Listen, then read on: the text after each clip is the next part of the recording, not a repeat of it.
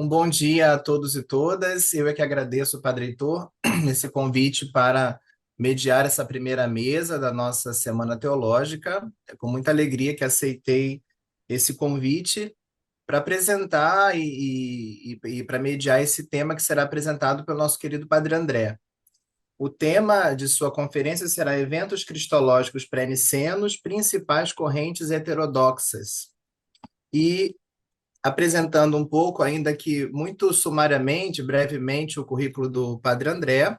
Ele é doutor em Ciências e Teologia Patrística pelo Instituto Patrístico Agostiniano, recebeu esse título em 2012, fez lá também o seu mestrado em Ciência e Teologia Patrística. Atualmente é professor de tempo integral do Departamento de Teologia da PUC-Rio, onde ele leciona Cristologia e Patrologia.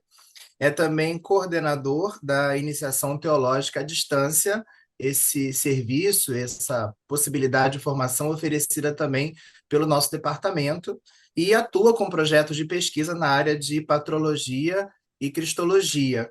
E uma outra coisa do seu currículo que para mim é muito importante, somos amigos há quase 30 anos, desde quando eu entrei no seminário. Então, é uma alegria muito grande mediar essa mesa e ouvi-lo também nos apresentar esse tema, repetindo os eventos cristológicos pré-nicenos, as principais correntes heterodoxas. Padre André, a palavra com você. Maravilha, bom dia a todos. Padre Fábio, eu só vou consertar um pontozinho aí sobre o tema da minha pregação, da minha palestra, viu? Então, vou colocar aqui para vocês que eu vou falar sobre o contexto histórico do Concílio de Nicéia, tá bom? Maravilha. Tá, joia? Maravilha. Então, creio em um só Senhor Jesus Cristo, o contexto histórico do Concílio de Nicéia. Então, na verdade, a minha fala vai ser para antecipar um pouquinho todos os outros temas do nosso encontro aqui, colocando não necessariamente aquilo que o Concílio de Nicéia ele traz, mas os antecedentes, as fontes que marcaram o Concílio de Nicéia. Então, eu vou tentar pegar desde os textos bíblicos até o, o tempo próximo ao Concílio de Nicéia, para a gente identificar essas fontes, tá bom? Maravilha. Então, vamos tentar pensar, organizar um pouquinho do conceito, o que que Nicéia, na verdade, está promovendo, sobre o que, qual o assunto que a cristologia de Nicéia está levantando. Se a gente se pergunta assim, a gente pode chegar no texto, nesse texto aqui de Mateus, capítulo 22, 41 a 45, para falar é, para observar que Jesus Cristo colocou o próprio tema que depois vai ser desenvolvido. Só que é muito interessante a gente perceber como que Jesus coloca esse tema e como depois os apóstolos vão ver o mesmo tema. Jesus diz: estando os fariseus reunidos, Jesus interrogou-os: que pensais a respeito do Cristo? Ele é filho de quem? Responderam-lhe: de Davi. Ao que Jesus lhes disse: como então Davi, falando sob inspiração, lhe chama Senhor, ao dizer: o Senhor disse ao meu Senhor: senta-te à minha direita, até que eu ponha os teus inimigos debaixo dos teus pés. Ora, se Davi chama Senhor, como pode ser seu filho? Aqui a gente começa, então, dentro de uma perspectiva muito interessante do que a gente chama corte celestial. A gente está numa fase muito remota que o evangelho apresenta para tentar entender quem é esse Senhor ao lado do Senhor. Isso faz parte, por exemplo, daquela corte de Davi, né? Disse o Senhor ao meu Senhor. Faz parte daquele momento em que o próprio Deus convoca o rei Davi para ungí-lo, para abençoá-lo. Só que a grande dúvida aqui no tempo de Jesus, reunido ali com os fariseus, é exatamente desvendar qual é o significado messiânico desse Senhor. Quem é esse Senhor a quem o texto está chamando de Quírios? E quem é o Senhor que se dirige a esse Senhor, né? A resposta de Jesus, ela é muito interessante, porque Jesus se limita a dizer que esse Senhor não é Davi. Não é sobre o rei Davi. Como poderia ser Davi Senhor, se ele está sendo chamado de filho?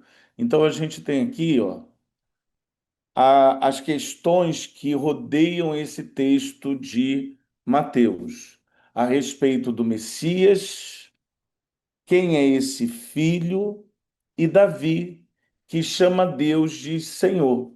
O próprio rei Davi chama meu Senhor. Disse o meu Senhor ao Senhor. Então, o Senhor, a quem o rei Davi chama de Senhor, não está dizendo a ele, mas está dizendo a outro alguém. Então, Jesus ali simplesmente diz que não é sobre Davi que o texto está chamando de Senhor. Aqui a gente tem a citação diretamente de Cristo ao Salmo 110, né? Então, se a gente pega o Salmo 110, a parte principal dele é esse primeiro versículo ali. Disse, Roquírios to Quirio. Então, tem duas vezes o título Kyrios nesse texto. Quem é esse Kyrios? O que significa esse Kyrios? A trajetória que a gente vai percorrer de Jesus até o Concílio de Nicéia, na verdade, é uma grande odisseia para desvendar essa pergunta que Jesus faz. Quem é esse Senhor a quem o Senhor, que está sentado no trono, consagra, unge, torna o seu Messias? Quem é esse que é convidado pelo Senhor a se sentar à sua direita, né? Disse o Senhor ao meu Senhor, Roquírios toquirio. Esse Roquírios, certamente não há dúvida sobre eles, mas esse toquirio, há muitas incertezas, há muitas dúvidas que vão permear os próximos séculos. Quando a gente passa para os Atos dos Apóstolos, a gente percebe que essa mesma questão ela se encontra um pouco mais rebuscada dentro da pregação apostólica, a pregação de Pedro. Então, ali Jesus é, ele é apresentado como o Filho de Deus, como o Senhor, mas Pedro ele aborda isso de uma forma um pouco mais interessante. Irmãos, seja-me permitido dizer-vos com toda franqueza a respeito do patriarca Davi. Ele morreu e foi sepultado, e o seu túmulo encontra-se entre nós até o presente dia. Sendo, pois, profeta e sabendo que Deus lhe havia assegurado com o juramento que o seu descendente, olha aí o filho aparecendo de novo, tomaria assento no seu trono, essa é a referência ao Salmo 110, previu e anunciou a ressurreição de Cristo, o qual, na verdade, não foi abandonado no Hades, nem a sua carne viu a corrupção. E agora Pedro acrescenta a questão do Salmo 110, o Salmo 115, que concorda, que combina. A este Jesus, Deus o ressuscitou. E disto nós todos somos testemunhas. Portanto, exaltado à direita de Deus, ele recebeu do Pai o Espírito Santo. Essa é a outra forma de dizer que ele é o Messias, ele é ungido, prometido e o derramou, e é isto que vedes e ouvis.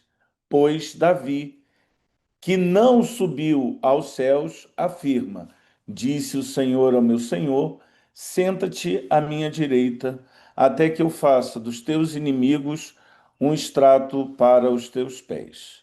Saiba, portanto, com certeza, toda a casa de Israel, Deus o constituiu. Kyrios kai Messias, Christos. Deus o constituiu Senhor e Cristo. Então, aqui nós encontramos uma novidade bíblica, ou seja, é um modo um pouco mais avançado do que aquele modo de Mateus de solucionar esse problema. Nas palavras de Jesus, Jesus simplesmente disse: não é sobre Davi que o Salmo 110 está falando.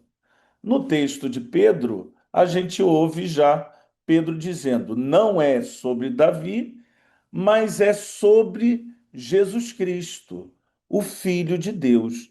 Então aqui a gente percebe que já dentro das Sagradas Escrituras houve uma espécie de progresso, de evolução, pelo menos um desenvolvimento maior daquilo que foi a questão apresentada no texto do Evangelho, né? Aqui depois os biblistas aí façam todas as suas anotações históricas, o que aconteceu antes, o que estava antes, o que estava depois, mas a gente de fato vê essa mudança importante que faz a gente amadurecer o sentido mesmo do aparecimento do dogma, que é a conclusão natural desses desenvolvimentos. Aquilo que a própria Bíblia vai apresentando e vai desenvolvendo, vai chegar num determinado momento que vai continuar sendo desenvolvido, e aí a gente tem, com certeza, a natural reflexão que acontece no Concílio de Nicéia a partir disso. Um momento especial de toda essa preparação para o Concílio de Nicéia, com certeza surge no período do segundo século, com Marcião. No segundo século, Marcião tenta separar o pai e o filho, sugerindo que haja um único evangelho que coloca a bondade do filho acima da perseveridade do pai. Aqui, perversidade do pai.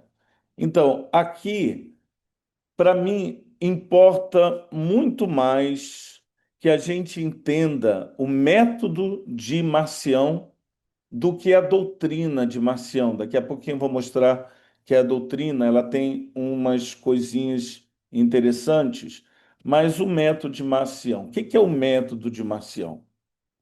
A gente pode dizer, sem dúvida alguma, que a proposta de Marcião é aquilo que mais vai condicionar a proposta de Ario. Em que sentido? Marcião, ele possui uma cristologia reducionista. Na medida em que a gente vai vendo o primeiro e o segundo século, né, desenvolvendo teologias muito bonitas a respeito de Jesus, a gente encontra algo que é muito interessante.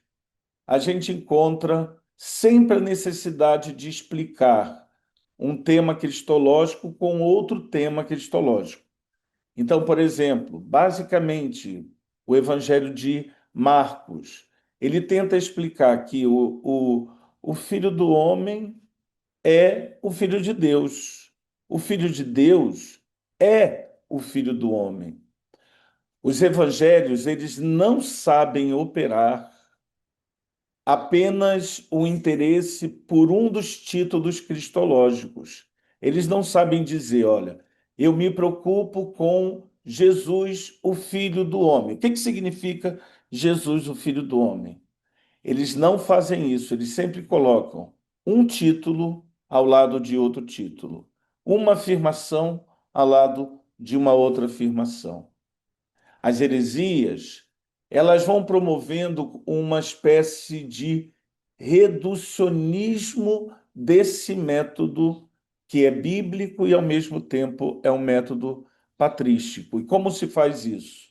No momento em que uma pessoa se interessa apenas por uma definição de Jesus Cristo, ali essa pessoa vai correr o risco de transformar Jesus Cristo em uma opinião herética, uma opinião fora daqueles conceitos que os evangelhos nos trouxeram. Então, da parte de Marcião, ele propunha que o único modelo que interessava para a igreja, pelo menos para a igreja romana, fosse o Evangelho de Lucas. Vamos esquecer todos os demais evangelhos. E aqui a gente não está falando dos quatro evangelhos para Marcião. Há muitos evangelhos espalhados na igreja. Então, tá muito confuso, tá muita gente falando um monte de coisas sobre Jesus Cristo. Vamos pegar apenas o Evangelho de Lucas. E desse evangelho vamos extrair o Cristo que nós queremos. Essa foi a forma de Marcião querer filtrar as dificuldades do texto bíblico, querer ensinar um Cristo mais facilitado, segundo a concepção gnóstica de Marcião. Todos os outros ensinamentos dos evangelhos apenas dificultavam o acesso a Cristo. Seria melhor a gente reduzir o Evangelho de Jesus ao Evangelho de Lucas e apresentar o Evangelho de Lucas sem a cruz. Olha só, nem a cruz a gente poderia ver ali dentro daquele Evangelho, né? Dessa forma, a gente vê que, de fato, houve uma separação entre a proposta dos cristãos judaizantes e a proposta que Marcião fazia, né? Essa deve ter sido a grande luta dele. Se a gente observa o testemunho de Tertuliano sobre Marcião, algo interessante, que é o que quase todo mundo fala de Marcião. Então, Tertuliano diz assim: então, dado que esta separação entre lei e evangelho seja a mesma que tenha insinuado que o Deus do evangelho é um outro em contraposição ao Deus da lei, parece que antes dessa separação não fosse possível o conhecimento de Deus, que se tornara conhecido por meio do argumento da separação. Assim, não fora revelado por Cristo, que existia antes da separação, mas fora inventado por Marcião, que instituiu a separação na contraposição à paz entre o Evangelho e a lei, né? Duas coisas a gente consegue observar aqui dentro dessa análise de Tertuliano em relação a Marcião. Em primeiro lugar, a contraposição entre o Antigo e o Novo Testamento, aquela contraposição entre o evangelho e a lei. Isso não se dava apenas fora da igreja, no que dizia respeito à impossibilidade de cristãos e judeus caminharem juntos. Não era apenas isso na cabeça de Marcião, mas era também dentro da própria igreja os cristãos judaizantes, aqueles que insistiam na importância da circuncisão de Moisés, não ter mais espaço em relação à igreja que ia adquirindo ali as suas funções próprias, né? O caráter de identificação, de autocompreensão da igreja enquanto tal. Então, essa é uma primeira característica. A outra característica é essa palavrinha aí, a contraposição à paz.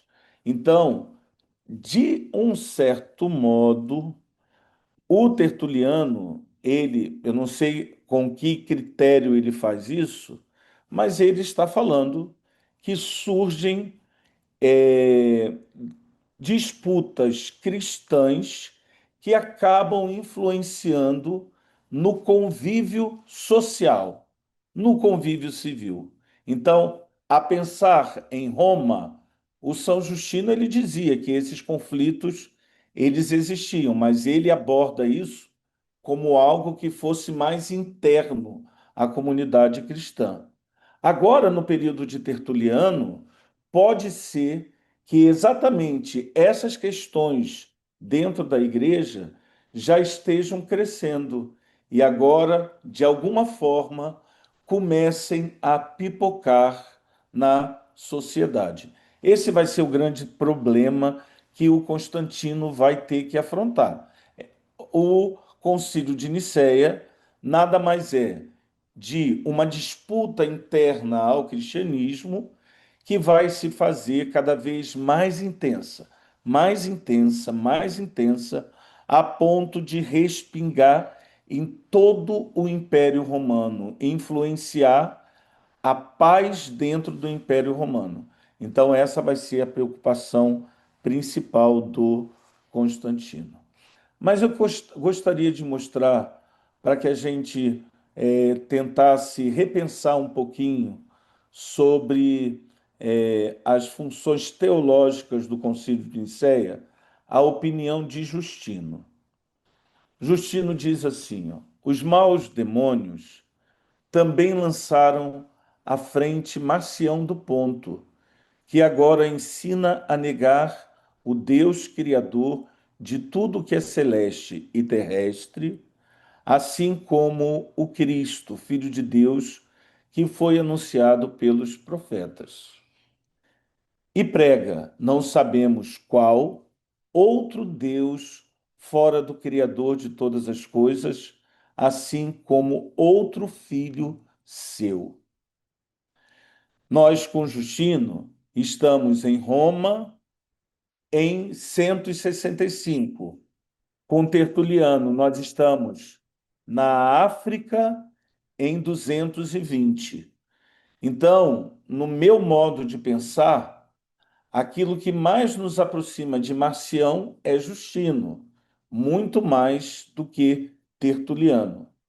E essa alusão que o Justino faz, ela é muito interessante, porque não existe o Deus Pai do Antigo Testamento contra o Deus Filho do Novo Testamento. Na verdade, o que Marcião contrapõe é a relação verdadeira do Deus Criador de tudo que é celeste e terrestre com o seu Filho, anunciado pelos profetas. Então, Marcião, ele não negou o Deus do Antigo Testamento. Marcião não afirmou o Jesus do Novo Testamento, segundo Justino. Marcião, na verdade, está negando um tipo de relacionamento entre o pai e o filho com base no judaísmo e um tipo de relacionamento do pai e o filho com base no ensinamento cristão. Então, é muito provavelmente essa forma do Tertuliano não compreender a doutrina de Marcião, mas receber o marcianismo ali e definir como o Deus do Antigo Testamento e o Deus do Novo Testamento. Aqui nós temos, com certeza, um dos momentos mais interessantes no meu modo de pensar. Quando a gente chega no terceiro século, com Orígenes, a figura que eu escolhi para abordar, que eu tenho escolhido, na verdade, né, para fazer a apresentação do Concílio de Nicéia, é esse anjo, esse mosaico aqui do anjo. E eu espero que com essa citação de Orígenes a gente compreenda. Então, Orígenes, ele tem uma forma muito peculiar de entender esse texto de Isaías. Eu vi o Senhor assentado sobre um alto e sublime trono, as orlas de seu manto enchiam o templo. Ao seu redor havia serafins, cada qual tinha 6 asas. Com duas cobria o rosto, com duas cobria os pés, com duas voava. E clamava um para o outro, dizendo: Santo, Santo, Santo é o Senhor dos exércitos. Então, aqui a gente tem algo que é muito interessante, né? A gente ainda não está na fase do interesse apenas pela 70, mas mesmo no texto que o Orígenes conhece em hebraico, ele é grande conhecedor do texto em hebraico, a versão que o Orígenes escolhe é apenas de 2 serafins, preenchendo a corte celestial de Deus ali no templo. Aquele templo de Isaías, ele está descrevendo de alguma forma a corte celestial. É o Pai assentado no trono, considerado o Senhor dos exércitos, e diante do Pai, na eternidade, você tem 2 serafins. Um diz para o outro: Santo, Santo, Santo. O que significa isso? Na interpretação de Orígenes, o primeiro serafim é Cristo e o segundo serafim é o Espírito Santo. Como esse texto está tratando da corte celestial, da construção da corte celestial, no imaginário de Orígenes, antes da criação do mundo, aqui está a descrição da corte celestial. O Pai assentado num trono, debaixo do qual você encontra o Espírito Santo e Jesus em forma angélica. O que significa isso? De um lado, Cristo anuncia, ele não é anjo, ele não tem a natureza de anjo, essa não é a questão, mas ele tem a função do anjo. Ele anuncia, ele proclama a santidade do Pai que está sentado no trono. Então, Cristo anuncia ao Espírito Santo: Santo, Santo, Santo é o Senhor dos exércitos. O Espírito Santo, como esse outro serafim, responde a Cristo. Do outro lado, o Espírito Santo anuncia a Cristo: Santo, Santo, Santo é o Senhor dos exércitos. Essa daqui é uma das mais interessantes interpretações que a gente tem do grande Orígenes, né? Da cristologia angélica. Esse modo do segundo século, do primeiro século, agora o terceiro século, se identificar com esses textos da corte celestial e perguntar: quem é esse Senhor? Orígenes já superou toda essa questão, porque ele já está vendo que Cristo faz parte da corte celestial. A dimensão angélica da cristologia foi um dado recorrente entre os padres da Igreja para dimensionar a origem celestial de Cristo. Mas aos pouquinhos, o que que vai acontecendo? Esses fundamentos, eles vão como que se secando, vão perdendo a sua robustez no conceito e vão passando e vão voltar a ser vistos na palavra, a ser visto em títulos. E aí que começam os problemas. Quando esses textos vão se desgastando das funções cristológicas, os títulos cristológicos reducionistas passam a ser um problema para a igreja. E foi o que aconteceu. Então, nós temos aqui o início da maior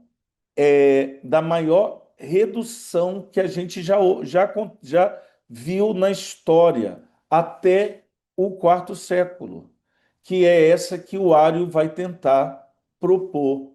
Na verdade, o Ário ele é responsável pelo desaparecimento completo do Pentateuco, dos profetas e dos salmos, de todos os textos dos evangelhos. Ário não se interessa por nenhuma dessas fontes e reduz todo o seu pensamento a Provérbios, capítulo 8, 22 a 24. Então, aqui, eu gostaria de caminhar dessa forma, né? Interpretar com vocês o texto de Provérbios e uma fonte diário para que a gente perceba exatamente como Ário está pensando nesse texto de Provérbios, capítulo 8, de 22 a 24. Então, eu não vou me aprofundar em muitas questões aqui, tá bom? Desse texto, demoraria bastante isso. Eu só vou pegar o texto e ler com vocês.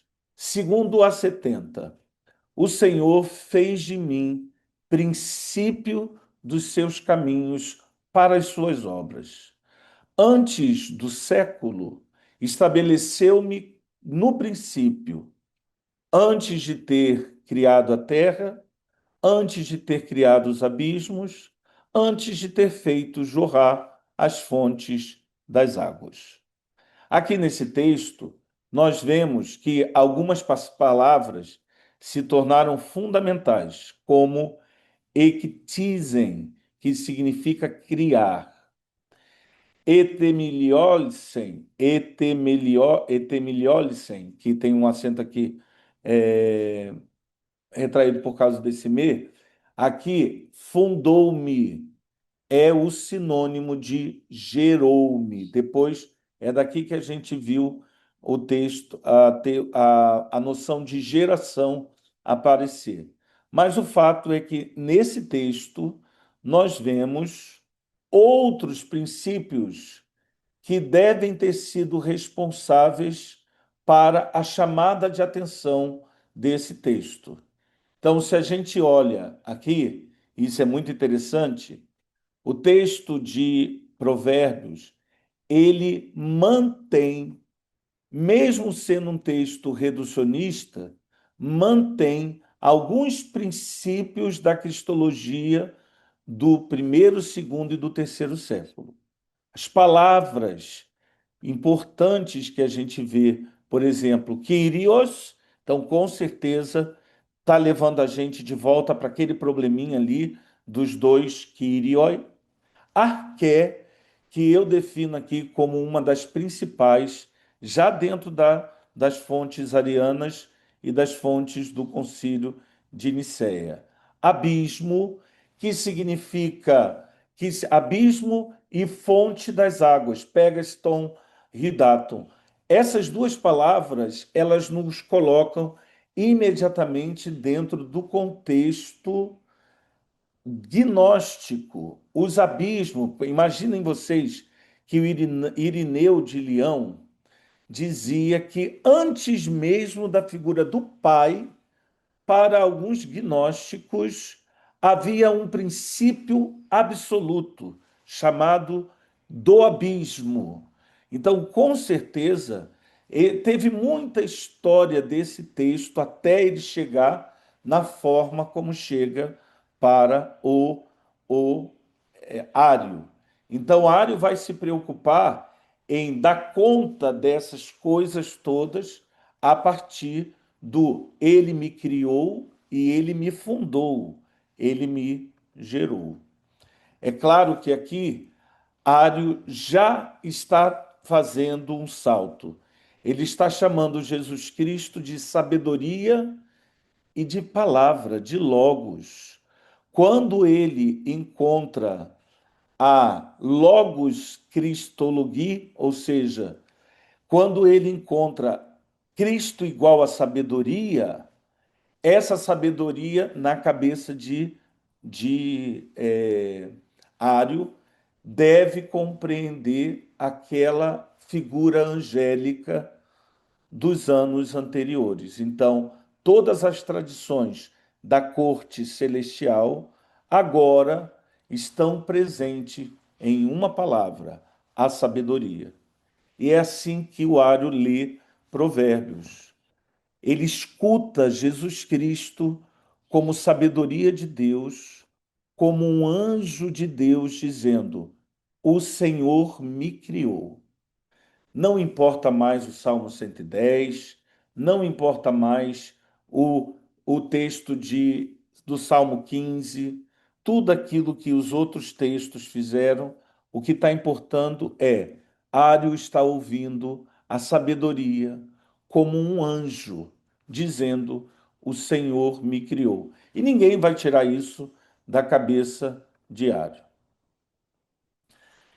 Uma das fontes que eu tenho me aproximado, e cada vez que eu leio essas fontes, novas coisas estão aparecendo assim na minha análise, que eu tenho hoje como muita importância, é a fonte da carta que o Ário escreve para Eusébio de Nicomédia.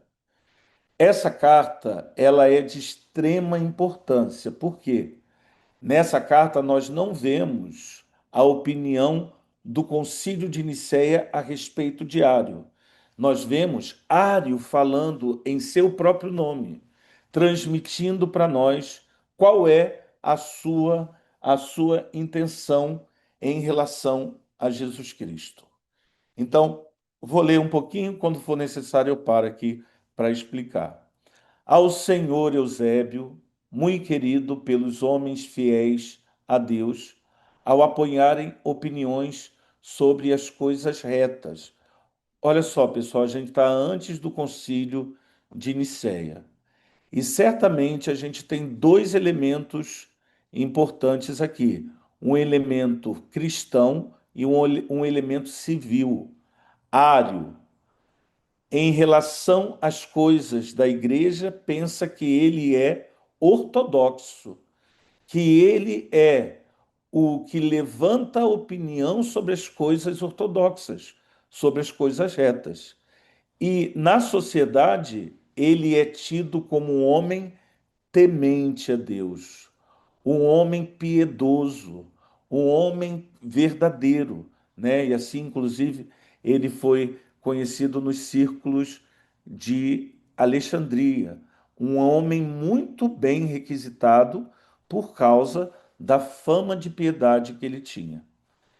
Escrevo eu, Ário, que sofro a perseguição promovida injustamente pelo Papa, é o nome dado ao bispo, Alexandro, em nome da verdade que vence todas as coisas. Está vendo? Olha só o conceito de ortodoxia que ele está falando. A verdade, diatem aletheia, a verdade vence todas as coisas, panta nicossa. Essa verdade que vence todas as coisas vai fazer com que ele saia daquela humilhação que ele sofreu em relação ao que Alexandre de Alexandria fez com ele em meio ao que ele vai descrever aqui nesse texto, pela qual tu também propunhas ser salvo, agraciado no Senhor.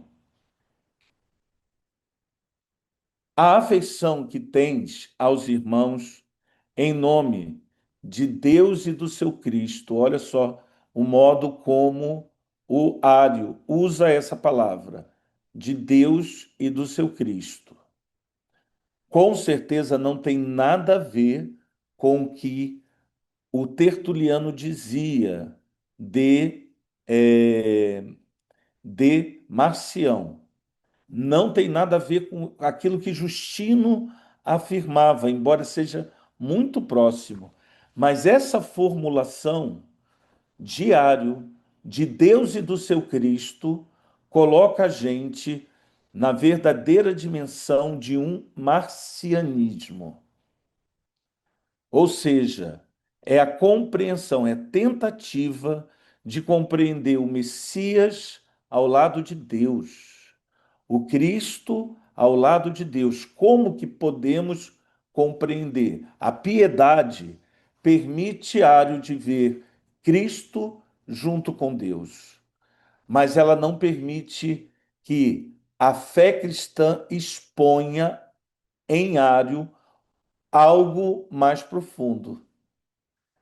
Uma vez que o bispo Alexandro nos expulsou, nos perseguiu e moveu todo o mal contra nós com toda força, para que nos retirasse da cidade como homens sem Deus, em grego, ateus. Então, olha só o sentimento de Ário. Ário se sente perseguido, como os mártires eram perseguidos, então ele está se sentindo como se ele estivesse defendendo a verdade com unhas e dentes, e o Alexandro o expulsa como um ateu. Então ele está se sentindo o verdadeiro mártir dessa história. Só porque não concordamos com ele ao dizer publicamente, né? Então, como eu dei para o título dessa nossa é, conferência, creio em Deus, em um só Senhor Jesus Cristo, esse nós não concordamos com o bispo deve ser a fonte de toda essa reflexão. Então, olha só, ele não tem ideia alguma do que está acontecendo. Ário, para ele está na ortodoxia. E ele diz: só porque eu não concordei com ele, ele me expulsou da cidade como um homem sem Deus. Na verdade, a consequência disso não foi só a expulsão da cidade, foi a excomunhão de metade do clero de Alexandria. Com Ário saindo da cidade, metade do clero de Alexandria é excomungado por acompanhar a opinião de Ário. Então é interessante que nesse nós não concordamos, sinfonia aqui, né? Sinfonumen, nós não concordamos com o bispo tenha evoluído para o que no credo de Nicéia vai ser pistéomen. Nós cremos, e aí depois se faz toda a elaboração que vocês depois vão conseguir ver. Então, aqui nós temos, segundo Ário, a pregação de Alexandro. Então, o que Alexandro dizia e que Ário, de forma alguma, podia aceitar? Então, Alexandro diz que sempre Deus, sempre o Filho. Uma vez o Pai, sempre o Filho. Aí estão as fórmulas em grego. O Filho convive ingenitamente com o Pai. Para Ário, isso era um absurdo. Agora, olha só a palavrinha que Ário está contradizendo. O Filho, Roriós, é simparkos.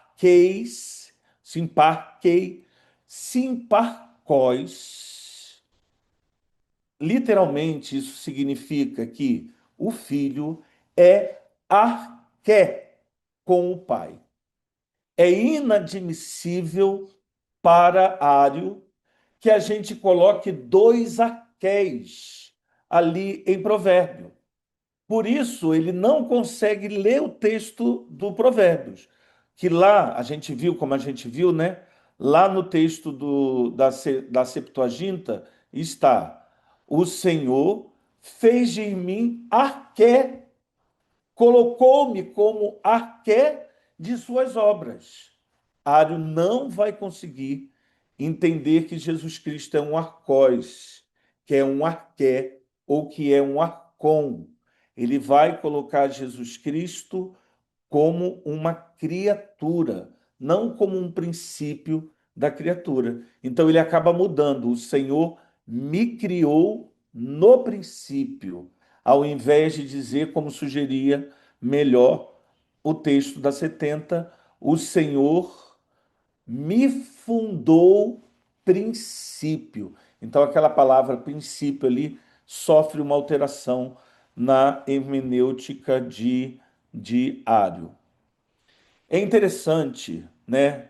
E aqui eu vou suplicar a vocês que não antecipem o homoúsios. Eu sei que alguns vão fazer isso. Não antecipem o homoúsios no concílio de Nicéia. O homoúsios, ele é importante para a história da igreja, e a gente parte com ele aqui, mas olha só, essa é a tradução de Simparquei para o texto latino. Como essa fonte foi traduzida no latim entre os ocidentais, simparque significaria consubstancial. O que é consubstancial? Segundo essa fonte aqui, é a capacidade do Pai ser arcós, arqué, e o filho ser arcós, ser arqué. Isso na cabeça de Ário é impossível. Não dá para compreender o pai arqué e o filho arqué. Não podemos fazer isso.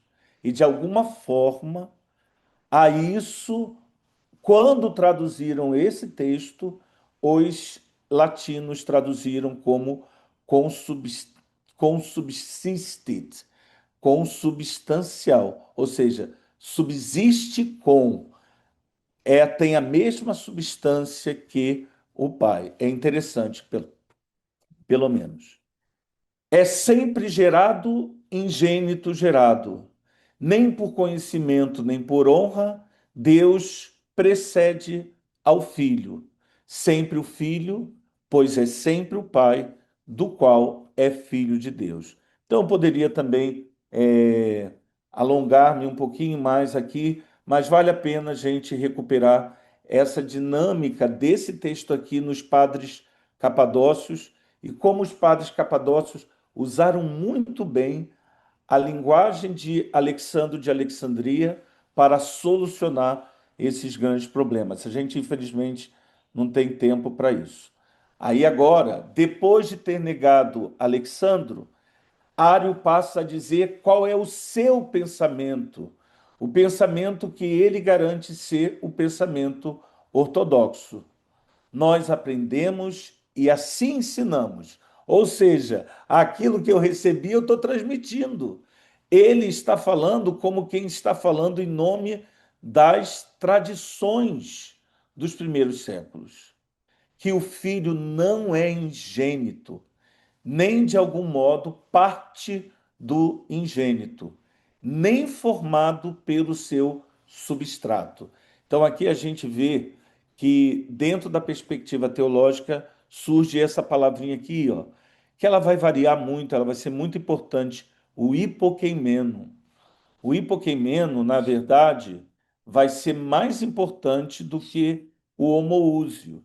Por quê? O hipoqueimeno ele estará presente em Niceia, em Constantinopla, em Éfeso e em Calcedônia, enquanto o homoúsios ele só vai estar presente em Constantinopla.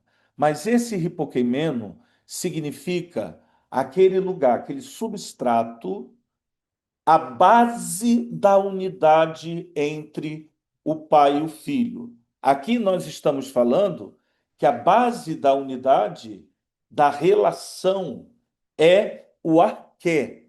Ário não consegue achar ali essa base. É uma parte do ingênito. Como pode o Cristo ser uma parte de Deus? Depois, lá no Concílio de Nicéia, o texto vai dizer Deus de Deus.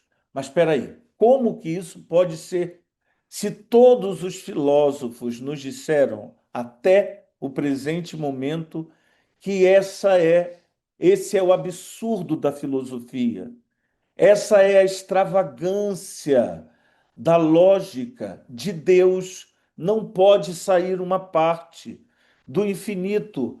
O infinito não pode ser dividido em partes. Ele precisa ser mantido intacto, íntegro. Então é impossível que surja do ingênito um outro ingênito, ou que surja de uma parte do ingênito o Filho de Deus. E isso compreenderia, então, colocar o Pai e o Filho no mesmo substrato. Exatamente que isso que Ario está negando é aquilo que os concílios vão falar. Ario, seu bobinho, é exatamente isso. Deus de Deus. O substrato é único. Existe o substrato Deus para manter a relação entre o Pai e o Filho. Deus de Deus. O substrato é único quando a gente diz luz da luz. O substrato é único quando a gente diz Deus verdadeiro de Deus verdadeiro. Mas o substrato ele é falso quando a gente diz, por exemplo, que Jesus poderia ser luz de Deus. Você consegue perceber que quando você diz luz de Deus, como o substrato não é único, você cria uma heresia? Se você disser com os mesmos textos do Concílio de Nicéia, luz de Deus, você retirou o substrato. Então, com as mesmas palavras, você fez com que o Cristo se tornasse criatura do Pai. Para que seja unido o Pai ao Filho, dizem os padres capadócios, é importante que o substrato da relação se mantenha. Então, uma vez que você coloca Deus, Deus de Deus. Uma vez que você coloca luz, luz de luz. Uma vez que você coloca Deus verdadeiro do Deus verdadeiro. E é assim que o substrato ele acontece. De modo algum, mas que subsiste. Essa daqui é a ideia de Ário. Essa daqui é hipóstasis. Mas que subsiste pela vontade e pela mente de Deus antes de todos os tempos. Depois, vocês se virem aí para ver lá no Anátema de Nicéia, se for o caso, essa palavra hipóstasis. Mas é exatamente contra isso aqui que o texto de Nicéia vai se adaptar. Ela vai dizer assim, ó, quem disser que a hipóstase do Pai e do Filho são diferentes é anátema em Nicéia. Esquece o Concílio de Constantinopla. Por quê? O Concílio de Nicéia está respondendo a essa hipóstase aqui do Ário. O Ário pretende que Cristo seja uma hipóstase do Pai, no sentido de sobreviver como a melhor de suas criaturas, a mais perfeita figura angélica que Deus tem. Por isso, um demiurgo. Na cabeça de Ário, Cristo é apenas um demiurgo e ele sobrevive na hipóstase pela vontade e pela mente de Deus. Ou seja, logos espermaticós, logos proforicós, logos indiátetos. Então, ele está recuperando aqui o que os textos antigos falaram dessa presença do logos na mente de Deus. Cristo é um logos que subsiste na mente de Deus antes da criação, mas não é Deus, não pode conviver na divindade com Deus. E aí eu vou para a última coisa, o resto é muito simples. Aqui você vê a citação de Provérbios, capítulo 8, 22 a 24. Então, a conclusão dele, de como ele lia Provérbios, capítulo 8. Antes de ser gerado, antes de ser criado, antes de ser definido, antes de ser fundado. Esses daqui são os termos que nos aproximam diário e do texto de Provérbios, capítulo 8, 22 a 24. O que que o Ario está fazendo? Ele está igualando ser criado, ser gerado, ser criado, ser definido, ser fundado. Para Ario, tudo isso é sinônimo. Então, antes de ser gerado, antes de ser criado, antes de ser definido, antes de ser fundado, Jesus Cristo não existia, porque ele subsiste na mente e na vontade do Pai. Ele aparece num determinado momento antes da criação como sabedoria de Deus. Tudo isso vai ser negado pelo Concílio de Nicéia. E aqui o fechamento dessa carta, em que eu acho que a gente pode ainda encontrar muito, desmembrar muita coisa sobre o arianismo e a resposta da igreja. Esse texto, essa carta, ela serviu como documento para o Concílio de Nicéia.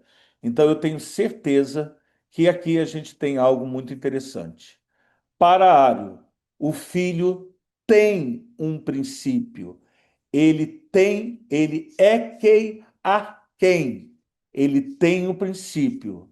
Mas Deus é sem um princípio.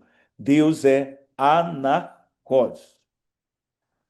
Eu tenho falado que para as decisões do Concílio de Nicéia, uma das coisas assim que eu acho mais interessante é que dentro da definição da disciplina do clero há o surgimento das eparquias.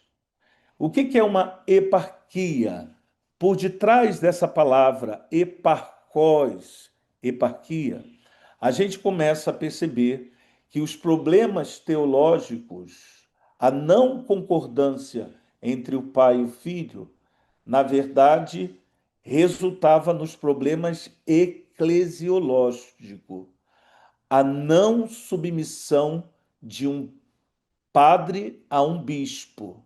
Os bispos vão tentar resolver isso criando simparquias, né? Se falou aqui que é o início da caminhada sinodal, e com certeza é. O que significa isso? Os bispos, eles vão ser colocados como líderes em comunhão. Toda anarquia é a forma de você caminhar sozinho, pensar sozinho, e ela vai levar, ou pelo menos ela levou o Ário a pensar numa anarquia do pai. O pai é anárquico, olha só, isso aqui é a palavra dele. Deus, pai, é anarcós. Ele é anárquico, porque ele é um princípio sem comunhão com o arqué do seu filho. De alguma forma, isso passou para os cânones do Concílio de Nicéia. A proposta eclesial de Nicéia não é só resolver o problema de Cristo com o Pai, mas é resolver também o problema dos bispos entre eles e dos bispos com o seu clero. E ele parte de um neologismo que puxa do próprio texto de Provérbios, capítulo 8, esse tema tão importante, o arqué. 1.700 anos, então, se passaram. E a nossa tarefa é não observar aquele texto de João. No princípio era o Verbo, mas tentar observar em outros lugares como, sem falar do princípio, nós vamos descobrindo Cristo como o princípio de todas as coisas. Obrigado, pessoal.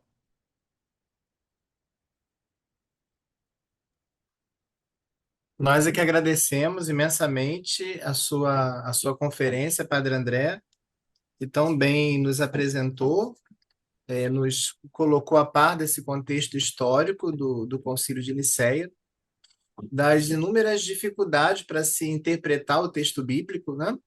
As dificuldades de se interpretar, o senhor começou falando pelo Antigo Testamento, pelo Salmo 110, as dificuldades que esse salmo oferece na exegese ao interno do próprio Antigo Testamento, né? Depois a progressiva leitura messiânica que ele vai recebendo já no mundo judaico e depois como ele é recebido no Novo Testamento. E embora você tenha nos colocado a par dessas dificuldades para interpretar o texto bíblico, ao longo da sua conferência eu vinha refletindo também a riqueza que era o modo de fazer teológico da Igreja dos Padres, né?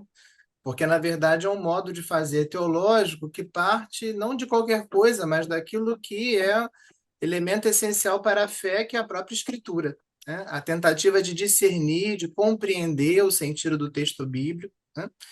E agora, no final, como você mostrou para a gente de maneira muito clara como que o problema eclesiológico está ali atrelado ao problema cristológico ou vice-versa, né? E como que a solução do concílio é uma solução não só em nível cristológico, mas também eclesiológico, né? Poderíamos ficar te ouvindo aqui toda manhã com a sua maneira muito didática de expor, de nos colocar diante de conceitos que são difíceis e de uma história da interpretação que é muito intrincada, né? Então, por isso tudo nós te agradecemos. Enquanto você vinha falando do Salmo 110, eu estava aqui do lado com um comentário que eu gosto muito aos Salmos, do Ludwig Monte, que é um membro da comunidade Boze. E só para encerrar, é um comentário que ele traz de um outro autor, do Bruno Maggioni, sobre o Salmo 110, que foi o salmo sobre o qual você começou a refletir na sua conferência, né, e o uso dele no Novo Testamento, onde esse autor diz assim: nenhum rei histórico, nem mesmo Davi, podia estar à altura deste dever, do Salmo 110. Este sacerdócio, que reassume em si todas as esperanças religiosas dos povos, só poderia ser o de um rei ideal. E assim é, se observamos bem, durante todo o Salmo.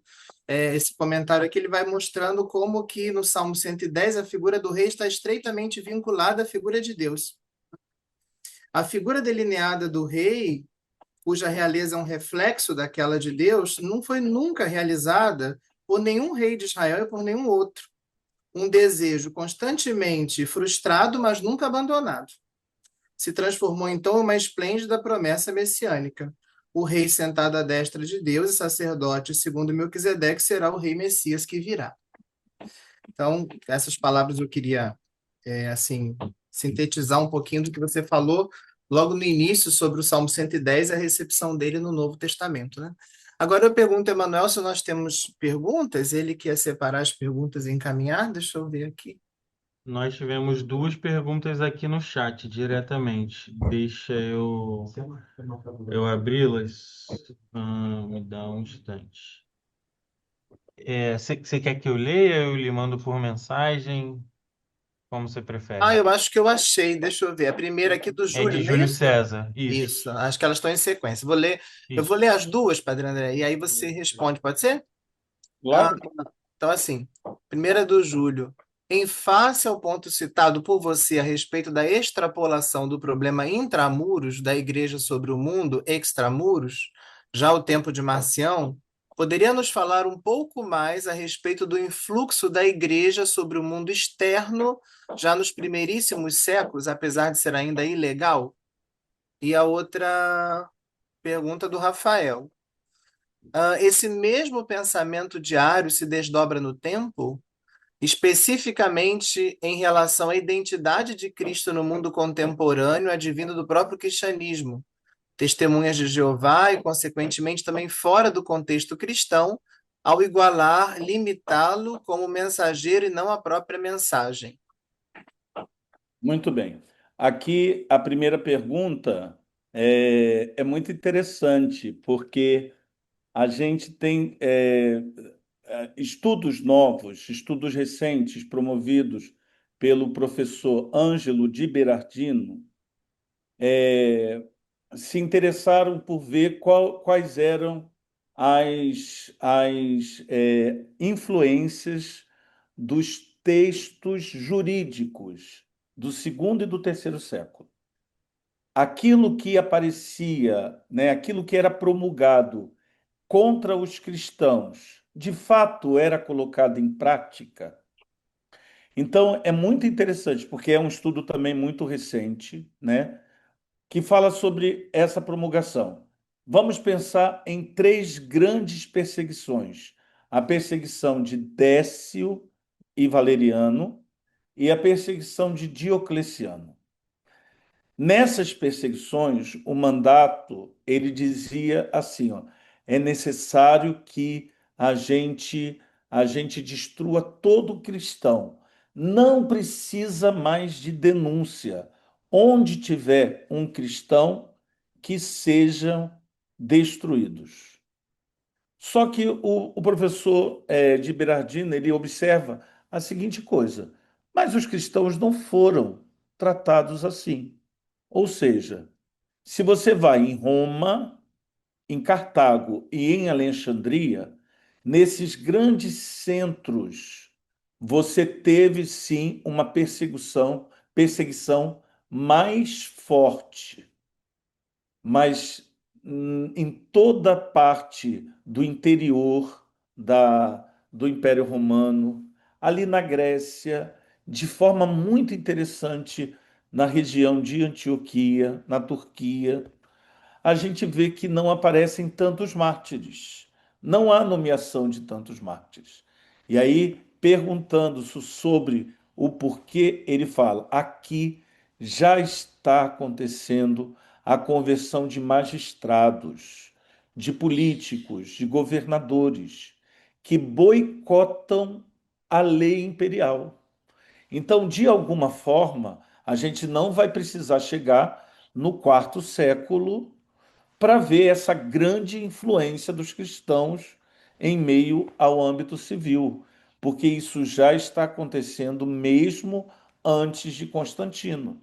Os cristãos, eles estão avançando numa evangelização que é tão interessante ao ponto de um juiz no interior não permitir que ali na sua cidade, pelo menos, aquela lei imperial de perseguir os cristãos seja colocada em prática.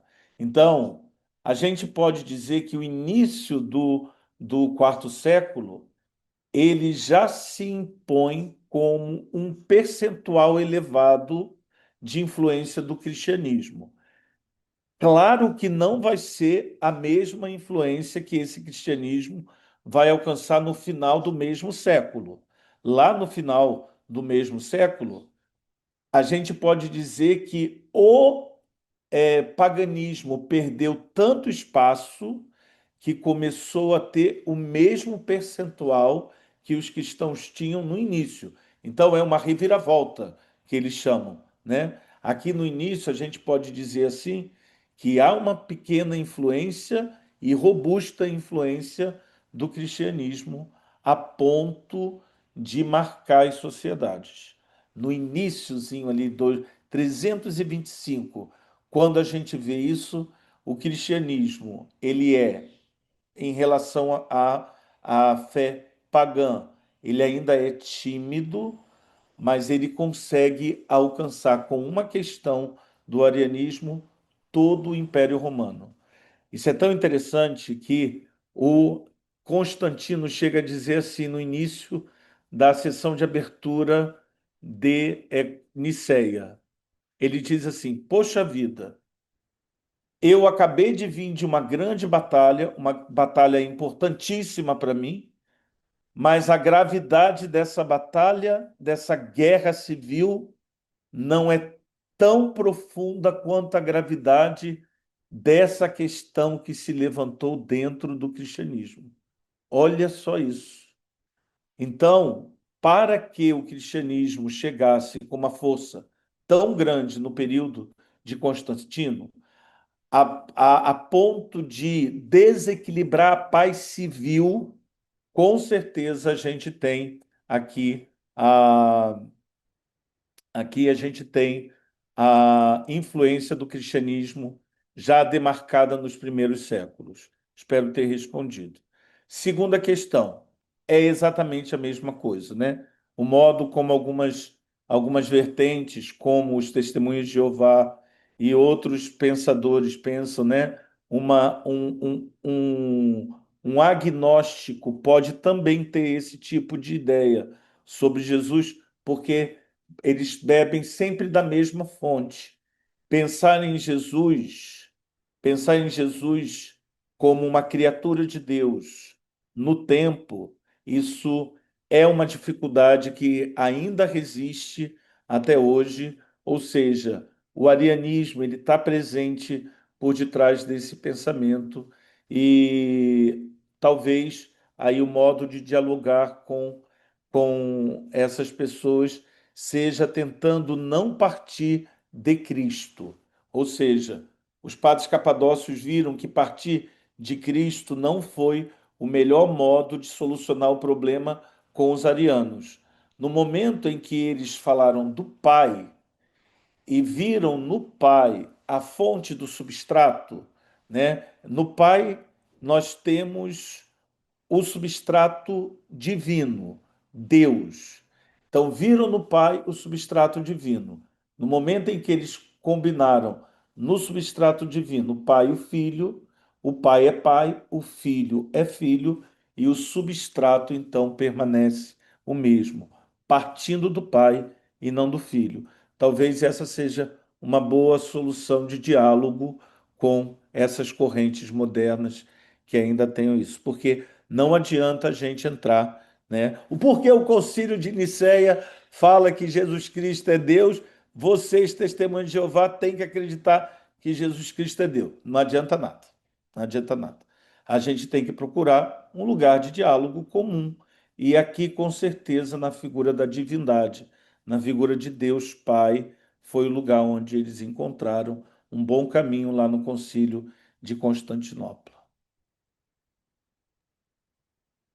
Então, muito obrigado, Padre André, não só pela conferência, agradecendo mais uma vez, não? Com toda a riqueza que nos trouxe. Temos aqui inúmeras mensagens no chat agradecendo, Obrigado. elogiando a apresentação.